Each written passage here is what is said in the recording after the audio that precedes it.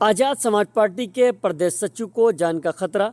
Etawah Bahujan Samaj party के पूर्व जिला अध्यक्ष तथा आज़ाद समाज पार्टी कांशीराम के प्रदेश सचिव बलबीर सिंह जाटों ने समाजवादी पार्टी के कद्दावर नेता व पूर्व एमएलसी व उनके छोटे भाई से जान को खतरा बताकर हत्या का आरोप लगाया। बलबीर सिंह जाटों ने शहर एक होटल में पत्रकार वार्ता के दौरान ये बात कही।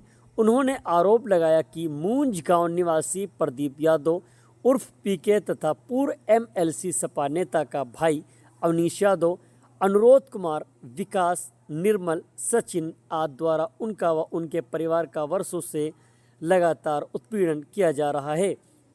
अवनीश यादव ने प्रदीप यादव के माध्यम से अनुरोध दिवाकर को 9 लाख रुपए दिए गए कि बलबीर जाटों की हत्या कर दो या किसी झूठे मुकदमे में फंसा दो, जिसका वीडियो उसके पास उपलब्ध है।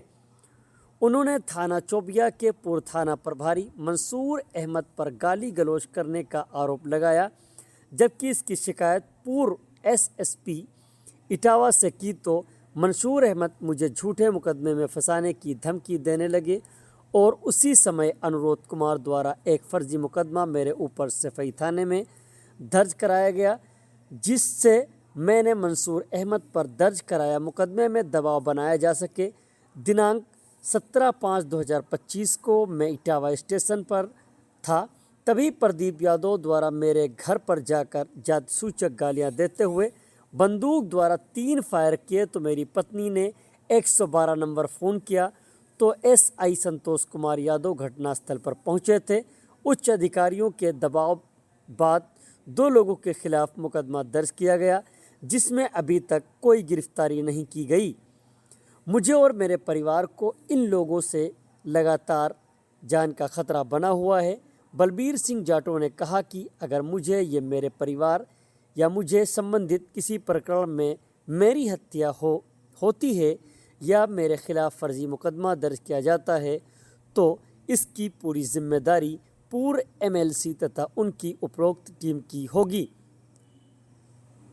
आगे क्या कुछ कहा, चलिए आपको सुनाते हैं। अभी हम 13 तारीख को लखनऊ से अपने बच्चे और बीवी लेके आए थे।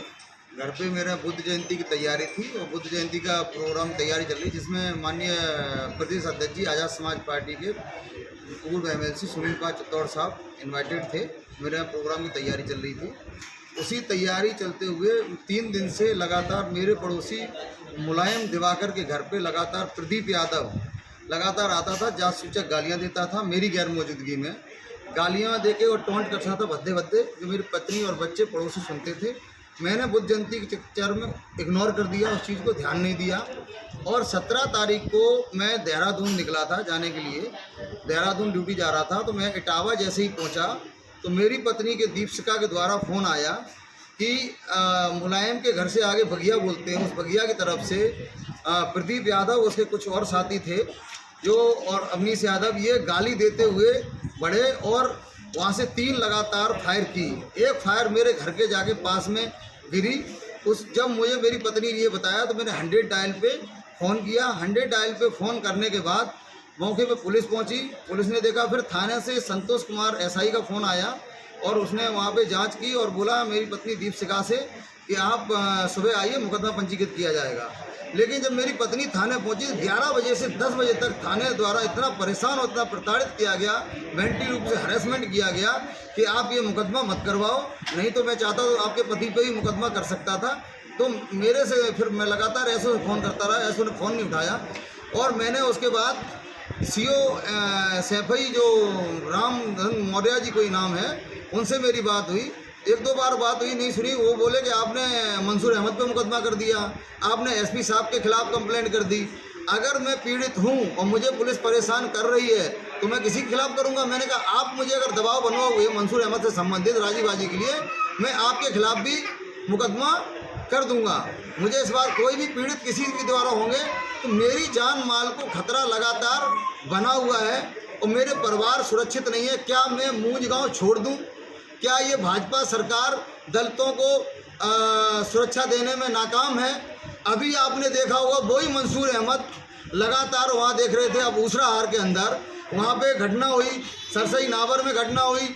जब उस ब्राह्मण लड़की पे घटना हुई तो पूरा एकदम क्या नाम, पुलिस प्रशासन एक्शन में आ गया, सरकार एक्शन में आ गई, निलंबित कर दिया। लेकिन जब दलित समाज को प्रताड़ित करता रहा एसओ और एसपी सीओ तो कोई एक्शन नहीं हुआ। क्या हम पिटने के लिए बने हैं? क्या हम मरने के लिए बने हैं?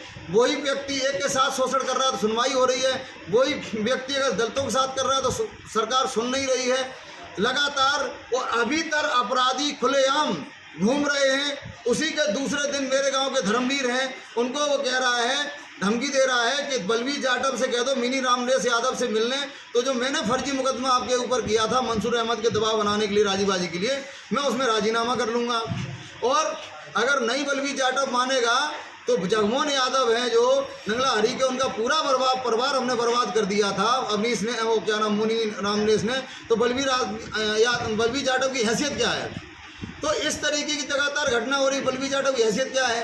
तो उसका भी प्रार्थना पत्र धर्मवीर दिवाकर ने थाने में दिया, ऑनलाइन किया। अभी तक कोई भी उसमें कार्रवाई नहीं हुई, ना उस पर कोई किसी अपराधी को गिरफ्तार किया जा रहा है। इससे ये साफ प्रतीत हो रहा है कि ना तो सरकार हमारी सुन रही है और ना ही पुलिस प्रशासन सुन रहा है। मुकदमा दर्ज कर लिया है लेकिन इतना अभी तक कोई अपराधी गिरफ्तार नहीं हुआ है। तो मैं कैसे मान लूँ कि मेरे बच्चे, मेरा परिवार, मेरा घर सुरक्षित है? मुझे कैसे न्याय मिलेगा?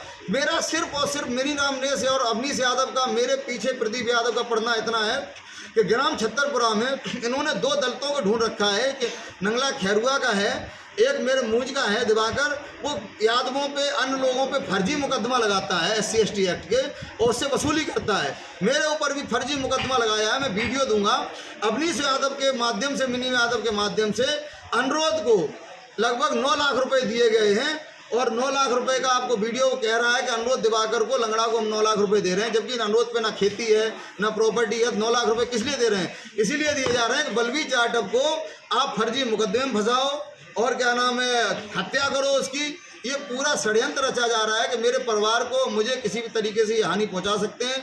मैं पुलिस प्रशासन से ये निवेदन करूंगा कि मेरा अपराधी मंसूर अहमद है, बेचन सिंह है, संजय कुमार वर्मा है, पॉप सिंह है, लेकिन पूरे पुलिस प्रशासन से मेरा कोई झगड़ा नहीं है, मेरा कोई विवाद नहीं है, मेरा पूर्व में कभी पुलिस से विवाद नहीं हुआ है, मेरे द्वारा किसी पर मुकदमा नहीं किया गया है और ना ही मेरे ऊपर कभी कोई मुकदमा हुआ है। तो मेरा एसपी साहब, इटावा एसपी साहब से निवेदन है कि इन अपराधियों को गिरफ्तार करके मुझे, मेरे परिवार को सुरक्षा दी जाए और ये सुनिश्चित किया जाए कि मैं भविष्य में मेरे साथ इस तरीके की कोई घटना नहीं होगी।